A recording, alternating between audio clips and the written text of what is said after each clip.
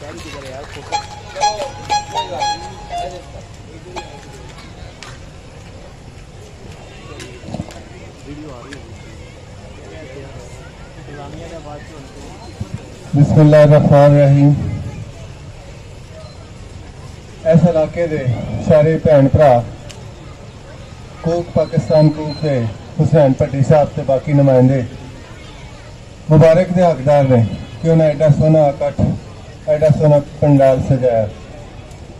पंजाब की वंड के हवाले नाल पंजाबी नूं निसाब का हिस्सा बनाने के हवाले नाल बड़ी सोहनी गलबात हुई। मैं 2-3 गल्लां करके अपना हिस्सा पाँगा तो इजाजत चाहांगा।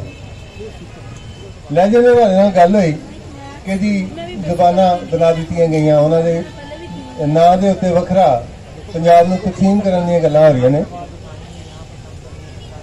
लंबाई चौड़ाई कि जी लाहौरों मुल्तान या बहावलपुर पहुंचना औखा है, फासला बड़ा है, ये वो यह गल्लां बेबुनियाद ने।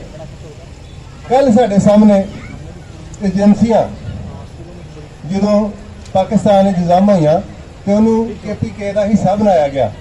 जो पाकिस्तान की वारी आती है तो वंड की गल होंदी है। क्यों अगे साडे एक दोस्त ने गल की खैरपुर तो होर कई इलाके जेडे कराची तो बहुत दूर ने, उत्थे ये गल क्यों नहीं?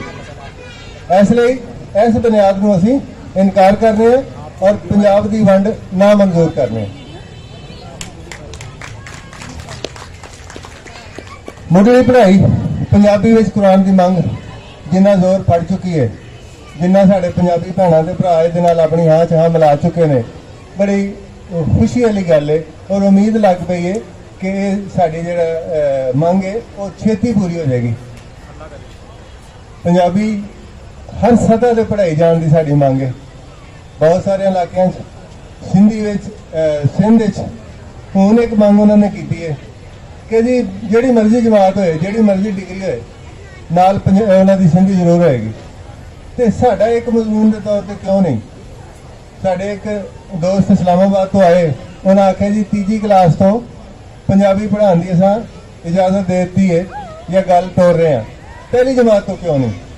मादरी जबान में पढ़ना पढ़ाना हर बच्चे का हक है और मादरी जबान से उन्हें सब कुछ घरों सीखा होंदा। मैं सिर्फ एक गल करांगा मुर्गी के हवाले नाल। सारे सानू पता है, बालों में असीं दस्सिया होंदा है कि कुकड़ी है, बच्चे नूं भी पता है, स्कूले जाना है, वो पहली